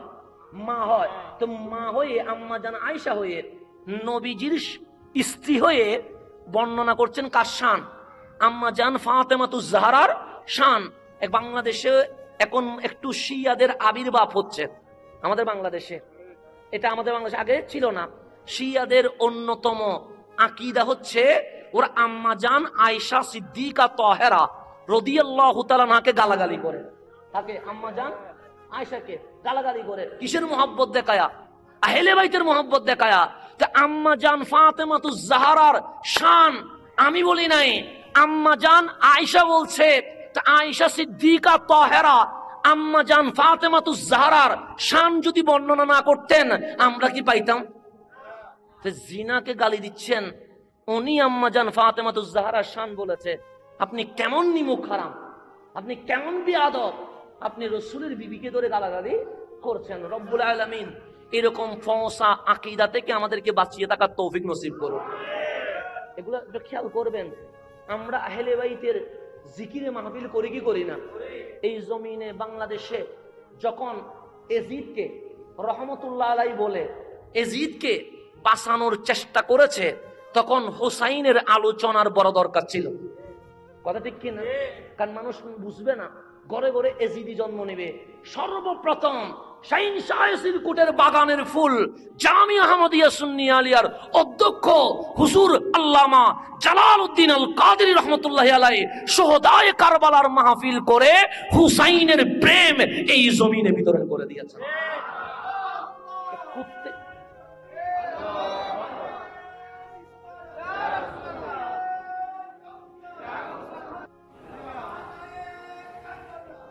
আহলে বাইতের প্রেম,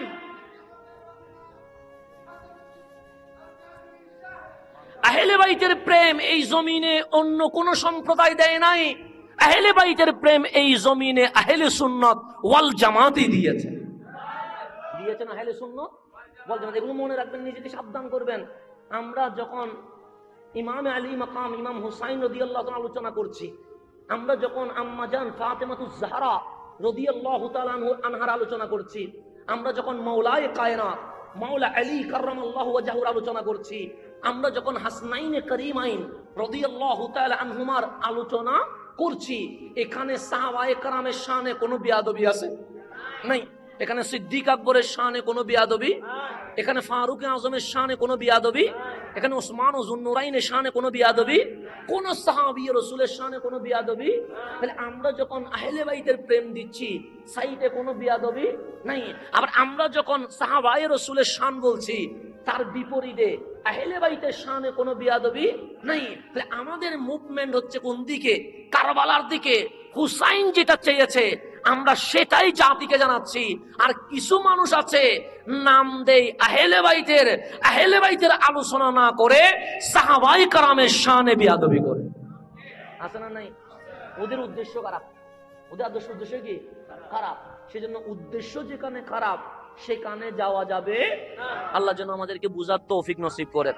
এখন আসেন আম্মা জান সৈয়দা আয়েশা সিদ্দিকা তাহেরা রাদিয়াল্লাহু তাআলা আনহা, উনি বলছেন তিনি বলেন ক্বালা রাসূলুল্লাহ সাল্লাল্লাহু, এটাও বুখারী মুসলিমের হাদিস মুত্তাফাকুন আলাইহি। রাসূল আরবী ইরশাদ করেন, ইয়া ফাতেমা, হে আমার ফাতেমা, আলা তারদাইনা আন তাকুনি সাইয়্যিদাতা নিসাইল মুমিনিন সাইয়্যিদাতা নিসাই আহলিল জান্নাহ। ওই আমার ফাতেমা, তুমি কি খুশি হও না মালিক তোমাকে সমস্ত জাহানের মহিলাদের সর্দার বানিয়ে দিয়েছে, জান্নাতের সর্দারনি বানিয়ে দিয়েছে। ফাতেমা তুমি কি খুশি হও না? তোমাকে আমার আল্লাহ সাইয়্যিদা নিসাই আহলিল জান্নাহ, জান্নাতের যত নারী রমণী আছে সকল রমণীদের প্রেসিডেন্ট হচ্ছে আম্মা জান ফাতেমাতুজ জাহরা রাদিয়াল্লাহু তাআলা আনহা। এরপর আসেন, এটাও বুখারী মুসলিম এর হাদিস, এটাও riwayat করেছেন আম্মা জান আয়েশা সিদ্দিকা তাহেরা রাদিয়াল্লাহু তাআলা আনহা। উনি বলছেন আন আয়েশাতা উম্মুল মুমিনিন, সাইয়্যিদা আয়েশা সিদ্দিকা রাদিয়াল্লাহু তাআলা আনহা থেকে বর্ণিত, ক্বালাত, তিনি বলেন, ইন্না কুন্না আজওয়াজান নবী সাল্লাল্লাহু আলাইহি ওয়াসাল্লাম ইনদাহু জামিআ, আমরা যতজন আমার নবীর পবিত্রা বিবিগণ ছিলাম সবাই নবীর দফতরে হাজির ছিলাম। সবাই কার দরবারে? নবীর দরবারে। একজনও কি নাই বাদ। উনি আরো বলছেন, সাল্লাম তুগাদার মিন্না ওয়াহিদা, আমার নবীর যত বিবি এখানে একজনও গায়েব নাই, সবাই উপস্থিত। এমত অবস্থায় আকবালাত ফাতিমাতু রাদিয়াল্লাহু আনহা তামশি, আমরা দেখলাম আমার নবীর শাহজাদি সৈয়দা ফাতেমাতুজ জাহরা হেঁটে হেঁটে নবীর দরবারে আসতে শুরু করে দিয়েছে। রসুলও বসা, রসুলের বিবিগণও বসা, একজনও কিনে বা এমত অবস্থায় আসতেছেন আমার নবীর শাহজাদি আম্মা জান ফাতেমাতুজ জাহরা। তখন আম্মা জান আয়েশা লা ওয়াল্লাহ, খুদার কসম, আমি বলছি না, কসম করছেন কে? আম্মা জান আয়েশা কি বলছে? সে মা তাখফা মিশিয়াতুহা মিন মিশিয়াতি রাসূলিল্লাহ সাল্লাল্লাহু আলাইহি ওয়াসাল্লাম। খুদার কসম, আমি নবীর স্ত্রী হইয়া সাক্ষী দিচ্ছি, রাসূল যেভাবে হাঁটে ঠিক 100তে 100 আমার নবীর মতো যিনি হাঁটতে পারে উনি আম্মা জান ফাতেমাতুজ জাহরা। এরপর মুস্তাদরাক ইমাম হাকিম মুস্তাদরাকের মধ্যে বলছে, আম্মা জান আয়েশা বলছে, রাসূলের মতো যিনি কথা বলতে পারে উনি আম্মা জান ফাতেমাতুজ জাহরা, রাসূলের মতো যিনি বসে উনি আম্মা জান ফাতেমাতুজ জাহরা। এক কথায় আমার নবীর চাল চলন, উঠা বসা, দেখা ফিরা সমস্ত কিছু 100তে 100 যার কাছে পাওয়া যায় উনি আম্মা জান ফাতেমাতুজ জাহরা রাদিয়াল্লাহু তাআলা। এরপর কি বলছে দেখেন, আম্মা জান আয়েশা বলছেন, আমি বলি না, এরপর ইমাম হাকিম মুস্তাদরাকের মধ্যে riwayat করছে, এরপর যখন আম্মা জান ফাতেমা ইজা দাখালাত আলাইহি, যখন রাসূল পাকের দরবারে কি করে ফেলেছেন? প্রবেশ করে ফেলেছেন, আমার নবী আম্মা জান ফাতেমাকে দেখে অভিনন্দন জানানোর জন্য মারহাবা বলেছেন। কেউ আসলে আমরা তাকবীর দিই না? যখন গুরুত্বপূর্ণ কেউ আছে কি দিই? তাকবীর দিই। তাকবীর মানে কি? দেওয়া, অভিনন্দন জানানো। আম্মা জান ফাতেমাতুজ জাহরা আসতেছেন আর অভিনন্দন জানাচ্ছেন রহমাতুল লিল কামা ইলাইহা, ওনারে দেখে কামলিওয়ালা বসা থেকে দাঁড়িয়ে গেছেন। কাকে দেখে? আম্মা জান ফাতেমাতুজ জাহরাকে দেখে দাঁড়িয়ে গেছেন রহমাতুল লিল। শুধু দাঁড়িয়ে গেছেন তা নয়, ওনার কাছে গিয়ে ওনার হাত মোবারক ধরছেন। ফাআখাযা, হাত মোবারক ধরে কামলিওয়ালা চুমু দিলেন। কাকে? ফাতেমাতুজ জাহরাকে চুমু দেওয়ার পর আমার রসুল ধরে এনে আমার নবী যে চেয়ারে বসেছে আম্মাজান ফাতেমাকে সেই চেয়ারে বসিয়ে দিয়েছে। কেমন রমণী! যারা দেখলে আমার নবী মারহাবা দেয়, যার হাত কামলিওয়ালা ধরে হাতে চুমু দেয়, চুমু দেওয়ার পরে রসুল আরবি নিজের বসা জায়গায় আম্মাজান ফাতেমাতুজ জাহরাকে বসিয়ে দেয়। এর চেয়ে দামি আর কিছু আসেনি। এগুলো আমি বলছি সবগুলো খন্ড খন্ড করে ইয়ার থেকে হাদিস থেকে একসাথে করে জমা করে। এখন আসেন আমরা রসুলে আরবির জীবনী যদি পড়ি, কার জীবনী? নবীজির জীবনী যদি পড়ি, দেখবেন সাহাবায়ে কারাম কথা শুরু করার সময় এখানে আমরা বিয়াদবি করি। আমার নবী সাহাবীদের মধ্যে কোনো বিয়াদব ছিল? আমরা বলি রসুল আমাদের মতো, কারণ আমরা বিয়াদব বিদায় বলি আর কি। হ্যাঁ, আমরা রসুলকে নাম ধরে রাখি মোহাম্মদ ইবনে আব্দুল্লাহ বলি, কিন্তু নবীর জামানায় সাহাবীদের মধ্যে কোনো বিয়াদবি ছিল? ওদের ডাকার মধ্যে আদব, বলার মধ্যে আদব, সম্বোধন করার মধ্যে আদব। জীবনে কোনোদিন ইয়া মুহাম্মদ এটা বলে নাই, যখনই বলেছেন বলছেন ইয়া রাসূলুল্লাহ। এটা হচ্ছে আদব। এটা কি আদব? যেমন আপনি যদি একটু গভীরভাবে খেয়াল করেন, আমি বিয়ে করছি, আমার শ্বশুর আছে না, শ্বশুরকে আমরা কি বলি? শ্বশুর আব্বা বলে, কথা ঠিক না? শ্বশুর আব্বা আমার কি বলে? জামাই বা বাবা এদিকে বলবে কি বলবে না? সিদ্দিক আকবর আমার নবীর শ্বশুর, কথা ঠিক না? আমার নবী সম্পর্কে সিদ্দিক আকবরের মেয়ের জামাই, তাহলে জামাতা। সিদ্দিক আকবর আমার রসুলকে কি বলবে? জামাতা। শোনেন, বলবে না? কিন্তু জীবনে কোনোদিন এরকম বলে নাই। সিদ্দিক আকবর সব সময় আমার নবীকে ডেকেছেন ইয়া রাসূলুল্লাহ। আর একটু আসেন হযরতে মাওলা আলী রাদিয়াল্লাহু তাআলা, মাশাআল্লাহ। আসেন আমাদের মান্যবর আজকের মাহফিলের প্রধান মেহমান, উপজেলা পরিষদ পটিয়ার নবনির্বাচিত ভাইস চেয়ারম্যান। হ্যাঁ, আচ্ছা, এমনি ভাইস চেয়ারম্যান আবার প্যানেল চেয়ারম্যান, মাশাআল্লাহ, দুইটা একসাথে হয়ে গেছে, মাশাআল্লাহ। আমাদের প্যানেল চেয়ারম্যান, উনি চেয়ারম্যান না হওয়ার আগেও যখন হয় নাই তখন ওই মাহফিলে আসছে, আমি পাইছিলাম, আমার মনে আছে। তো যখন ছিল না তখনও হইছে, তখনও আসছে, এখন হইছে। এখন দায়িত্ব বাড়ছে না কমছে? বাড়ছে। তো আগে যদি একবার আসতো, এখন দুইবার আসতে হবে। যেখানে দুইবারে গেছে এখানে চারবার যেতে হবে, কথা ঠিক না? খেদমতের পরিমাণ বাড়বে না কমবে? বাড়বে, এখন বাড়াইতে হবে। তো এখন আলহামদুলিল্লাহ আমিও যার জন্য দোয়া করেছি, রব্বুল আলামিন ওনাকে যেন ভাইস চেয়ারম্যান মানায়। আমাদের সুন্নিয়তের অসংখ্য উলামায়ে কেরাম আমি দেখেছি ওনার জন্য নিবেদিত প্রাণ হয়ে দোয়া করেছেন। তো জনাব ডাক্তার মোহাম্মদ ইমদাদুল হাসান সাহেব, উনি আমার আম্মা জানের ওয়াফাত বার্ষিকীতেও ফ্রিতে উনি খতনা কর্মসূচি এবং চিকিৎসা সেবা দিয়েছেন। সেজন্য আমার পরিবারের পক্ষ থেকেও ওনার এই আজিমুশান খেদমতকে আমি শ্রদ্ধা ভরে স্মরণ করছি। আল্লাহ যেন ওনাকে খেদমতগার হিসেবে কবুল করে নেন। সমাজের, দেশের, দশের, বিশেষ করে আমাদের সুন্নিয়তের খেদমতগার হিসেবে আল্লাহ যেন কি করেন? কবুল করে নেন, আমিন। এখন আসেন আমি সামনের দিকে যাই। তাহলে মাওলা আলী আমার রসুলের মেয়ের জামাই, তাহলে জামাই হলে রসুল কি হবে?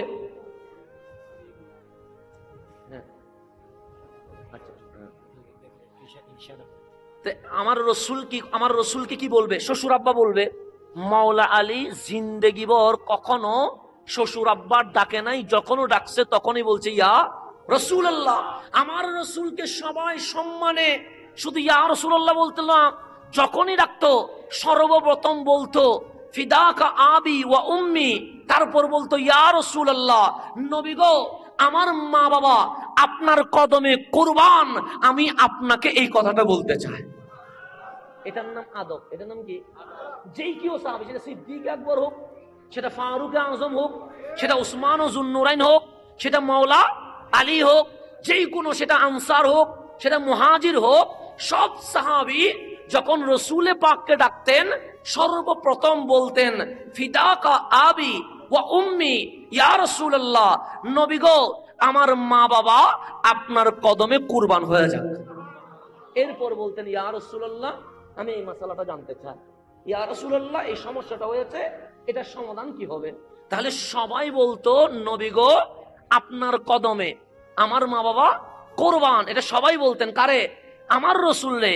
ফারুক আজম বলতেছেন কলা ওমর ইবনুল খাত্তাব, হযরতে আমিরুল মুমিনিন খলিফাতুল মুসলিমিন ওমর ইবনুল খাত্তাব রাদিয়াল্লাহু তাআলা আনহু বলতেছেন, আমরা সব সাহাবী রাসূল আমার রাসূলকে বলতাম, ফিদাকা আবি ওয়া উম্মি, হে রাসূলুল্লাহ আপনার কদমে আমাদের মা বাবা কুরবান।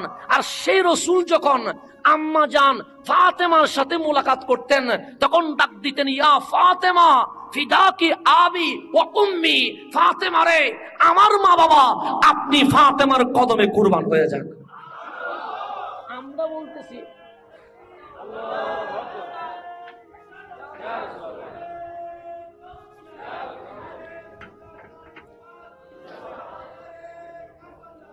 আমরা বলতেছি ইয়া রাসূলুল্লাহ আমার মা বাবা আপনার কদমে কুরবান। আর সেই রাসূল যখনই আম্মা জান ফাতেমাতুজ জাহরার সাথে মোলাকাত হতো তখনও বলতেন, ইয়া ফাতেমা, ফাতেমা রে বিশ্বজগৎ বলছে ওদের মা বাবা আমি নবীর কদমে কুরবান, আর আমি রাসূল বলছি ফিদাকি আবি ওয়া উম্মি, আমার মা বাবা আমার ফাতেমার কদমে কুরবান হয়ে যাক।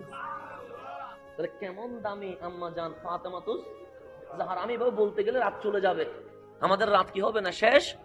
এখন আমার নবীর জীবনী পড়েন, একদম মা মেনার ঘর থেকে ওয়াফাত পর্যন্ত আমার রসুলের জীবনীতে একটা জিনিস নাই, সেটা কি? রসুলে আরবি জীবনে কোনোদিন বদদুয়া করেন নাই। কি করেন নাই? বদদুয়া। আমরা তো কিছু হইলে লানত দিয়া বদদুয়া দিয়া যতটুকু পারি আর কি, হ্যাঁ, মুখে পারলে মুখে, হাতে পারলে হাতে, পায়ে পড়লে পায়ে, যেভাবে পারে। হিংসা হলে তাকে কি করে ফেলবো? বদদুয়া দি। অন্তত কিছু করতে না পারলে বদদুয়া তো দিব। আমার রসুলের জীবনীতে একটা জিনিস নাই। আপনি সেটা বুখারী শরীফ থেকে শুরু করে আজকে পর্যন্ত হাদিসের সিরাতের সকল কিতাব খুলেন, আমার নবীর জীবনীতে একটা জিনিস নাই, সেটা হচ্ছে আমার রসুল জীবনে কখনো কাউকে বদদুয়া করেন নাই। কাউকে কি করেন নাই? বদদুয়া করেন। বরং যে কষ্ট দিছে তার জন্য দোয়া করছে। ইহুদির চেয়ে মারাত্মক এই জমিনে আর কেউ নাই। ইহুদির চেয়ে, ইহুদির মতো উগ্র এই জমিনে আর কিছুই। এবং রসুলে আরবি বলেও গেছে, আমার উম্মতকে সবচেয়ে বেশি কষ্ট দিবে ইহুদিরা, দাজ্জালকে সাপোর্ট করবে ইহুদিরা। রসুল আরবি বলে গেছে, মিলতেছে। কারণ তারা ফিলিস্তিনে এগুলো করছে কিসের জন্য? দাজ্জালের আগমনকে স্বাগত জানানোর জন্য। বর্তমান সময়ে ফিলিস্তিনে এই যে অত্যাচার করছে তাদের নাম কি? ইহুদি। সারা বিশ্বে মুসলমানের উপর যে হামলা করছে এর পিছনে ইন্ধনের মধ্যে এক নাম্বার কি? ইহুদিদের চেয়ে বড় শত্রু এই জমিন আর আছে? ওরা আজকে না, আমার নবীর জামানা থেকে বিরোধিতা করছে। আমার রসুল নিজে স্বীকার করেছে আমাকে সবচেয়ে বেশি কষ্ট দিয়েছে। মুশরিকের চেয়েও, খ্রিস্টানের চেয়েও ইহুদিরা সবচেয়ে বেশি কষ্ট দিয়েছে। এখন এই কষ্ট ধারাবাহিক ভাবে দাজ্জাল পর্যন্ত দিতে থাকবে। ইহুদি মারা গেছে, লাশ যাচ্ছে, তো এইরকম শত্রু মারা গেলে আমরা খুশি হব না কান্না করব? খুশি হব। আমাদের যদি কোনো শত্রু মারা যায়, মুসলমানও যদি মারা যায়, যখন আমরা ফেসবুকে পোস্ট পাই অমুক মারা গেছে, আমরা ইন্না লিল্লাহ না পড়ে সেখানে আলহামদুলিল্লাহ লিখে না? আমি দেখছি অনেক, আমি ফেসবুকে দেখছি যে মানুষ মারা গেছে সেখানে আলহামদুলিল্লাহ লিখতে একটু পড়ে ফেলছে, দেখছি আমি। কেন? আপনি পছন্দ করেন না, কিন্তু আপনার উচিত কি? কিছু না করলেও কিছু না বলেন আলহামদুলিল্লাহ। মানুষ মরণে বলার তো কোনো অধিকার আছে নাই। আপনার পছন্দ হয় না, আপনি কি হয়ে যান, কিছুই না বলে চুপ স্কিপ করে দেন। এটা যখন মরে গেছে বিচার কার কাছে চলে গেছে? আল্লাহর কাছে। আপনার কোনো হাত নাই, এখন আর চিল্লানির দরকার নাই, শেষ। ওনার যা হয়েছিল শেষ। এখন আল্লাহ এবং আল্লাহ রসুলের উপর চলে গেছে, বিচার ওখানে হবে। এখানে আমি মাথা কামানোর আর কোনো দরকার। এখন আমরা যারে পছন্দ হয় না, এতে মরলে ফাঁসিতে আলহামদুলিল্লাহ বলতে বলতে কি হয়ে যায়? হয়রান হয়ে যায়। মুসলমানের চিরশত্রু ইহুদি মারা গেছে, আমার রসুলের সামনে কাটিয়া যাচ্ছে। রসুলে পাক যখন লাশটা দেখছে, আমার নবীজি বসা ছিল, বসা থেকে দাঁড়িয়ে গেছে। শুধু দাঁড়াইছে তা নয়, কান্নাকাটি শুরু করে দিয়েছে। ডানে বামে সাহাবায়ে কেরাম মনে করছে আমার রসুল মনে হয় মুসলমান মারা গেছে, মনে করছে, মনে হয়। ডাক দিয়েছে, ইয়া রাসূলুল্লাহ, না কান্নার তো কিছুই নাই, হুয়া ইহুদ, সে তো ইহুদি, তো সে মারা যাওয়াতে আমাদের তো লস হয় নাই, বরঞ্চ কি হয়েছে? লাভ হয়েছে। এটা শত্রু চলে গেছে। তো কামলিওয়ালা বলে সেই ইহুদিটা আমি জানি, সে লাশটা যে ইহুদি এটাও আমি জানি। তো কাঁদছেন কেন? সে কাঁদছি এই কারণে, আমি তো কালিমার দাওয়াত দিয়েছিলাম, আফসোস সে যদি আজ কালিমা পড়তো জান্নাতে চলে যেত। কাঁদছি এই কারণে, আমি নবীর সামনে একজন জাহান্নামী চলে যাচ্ছে, সে যে জাহান্নামে যাচ্ছে এটা আমার খারাপ লাগছে। কারণ আমার নবী, আমি নবীর ইচ্ছা ছিল সে কোথায় যাবে? জান্নাতে যাবে, এটা আমার ইচ্ছা। তো রসুলের স্বপ্ন হচ্ছে কেউ যেন জাহান্নামে না যায়, সবাই যেন কোথায় যায়? জান্নাতে যায়। সেই জন্য আমরা যারা সুফিবাদী, তাসাউফ মানে আমাদের সুফিদের কিছু কিছু নিয়ম আছে, নিয়মগুলো একটু মানবেন। 1 নাম্বার, বয়সে যদি তোমার কেউ বড় হয়, তুমি তাকে দেখে কখনো অসম্মানী করিও না। কেন? হয়তো সে বয়সে বেশি হওয়ার কারণে তোমার চেয়ে এবাদতে এলমে আমলে বড় হতে পারে। তাসাউফের শিক্ষা, সুফিবাদীদের শিক্ষা 1 নাম্বার। তো যদি আমি দেখি আমার চেয়ে বয়সে ছোট, তখন কি বলবো? তখন তাকেও তুমি আদর স্নেহ করো, তাকে মারতে যাইও না, গালি দিতে যাইও না, খারাপ ব্যবহার করিও না। কেন? সে তার বয়স কম হওয়াতে হয়তো তোমার চেয়ে ওর গুণাটা কম হয়েছে। ওর গুণাটা কি হয়েছে? তাহলে বয়স যদি ছোট হয় সে আমার চেয়ে গুনাহ কম করেছে, বয়স যদি বেশি হয় সে আমার চেয়ে ইবাদত বেশি করেছে। তো তাসাউফের আরেকটা সূত্র হচ্ছে, যদি অমুসলিম দেখি তার সাথে কিরকম আচরণ করব। তো তাসাউফ বলছে তাকে দেখেও ঘৃণা করিও না। কেন? সে মরার সময় কে ঈমানওয়ালা হয়ে মরে, কে ঈমান সারা মরে, এটা তো তুমি জানো না। তোমার মরণে বেঈমানও হইতে পারে, আবার তার মরণটা ঈমানও হতে পারে। সুতরাং তুমি তাকে নিয়েও হেয় করিও না। এটা হচ্ছে তাসাউফের যতগুলো নিয়ম আছে তার মধ্যে অন্যতম নিয়ম হচ্ছে দুনিয়াতে হিংসে বিদ্বেষ করিও। আমার রসুলের জিন্দেগিতে কোনো বদদুয়া, বদরে বদদুয়া করে নাই, উহুদে বদদুয়া করে নাই, তায়েফে রক্তে লাল হয়ে গেছে, তারপরেও বলেছে উম্মত আমার বুঝে নাই, বদদুয়া করে নাই। কিন্তু হাদিস খুলেন বুখারী শরীফে, আমার নবী একবার বদদুয়া করেছে। কয়বার? এটাও কেন করেছে দেখেন, যে নবী জীবনে বদদুয়া করে নাই, এই নবীটাও জীবনে কয়বার বদদুয়া করছে। এটাও কেন? হযরতে আব্দুল্লাহ ইবনে মাসউদ রাদিয়াল্লাহু তাআলা উনি বলছেন, বুখারী riwayat, বাইনামা রাসূলুল্লাহ সাল্লাল্লাহু আলাইহি ওয়াসাল্লাম কাইমুন ইউসাল্লি ইনদাল কাবা। তখন ইসলামের প্রাথমিক যুগ, নতুন মুসলমান তেমন হয় না, 4-5 জন মুসলিম। আমার রসুল কাবার সামনে দাঁড়িয়ে নামাজ পড়ছেন রাহমাতুল আলামিন। ওয়াজামউ কুরাইশিন ফি মাজালিসিহিম, সেখানে যারা কুরাইশ আছে, আবু জেহেল, আবু লাহাব, উতবা, শাইবা, এগুলো যেগুলো কট্টর কট্টর কাফের, তাদের একটা বিশাল মজমা বৈঠক নবীর সামনে, কাবার সামনে বসে আছে। তো তারা দেখছে রসুল কি করছে, নামাজ পড়ছে। তোর মধ্যে হঠাৎ করে আবু জেহেল বলছেন, আইয়ুকুম ইয়াকুমু ইলা জাজুরি আলে ফুলআন ফায়ামিদু ইলা ফারসিহা ওয়া দামিহা ওয়া সালাহা। তো তোমাদের মধ্যে কে আছো যে অমুক গোত্রে উট জবে করছে, ওই উটের রক্ত, গোবর, নারী বুড়ি নিয়ে এসে এই নবীর পিঠের উপর চড়িয়ে দিতে পারবা, এমন কে আছো দেখি বলো। রাসূল নামাজ পড়ছে, বলছে এই ব্যক্তির উপরে ওই যে ওই এলাকায় উট জবে হয়েছে, ওই উটের নারী বুড়ি রক্ত যা আছে সবগুলো এনে সে যখন সিজদায় যাবে তখন তার পিঠের উপর কি করে দিবা? তুলে দিবা। কে আছো? একজন দাঁড়ায় গেছে, উনি চলে গেলেন ওখানে যেখানে উট জবে করছে, উটের নারী বুড়ি সবগুলো এনে আমার রসুল যখন সিজদায় ইজা সাজাদা ওয়াদাহু বাইনা কিতাফাইহি, আমার রসুল যখন সিজদায় গেলেন, সে উটের বুড়িটা আমার নবীজির পিঠের উপর তুলে দিয়েছে।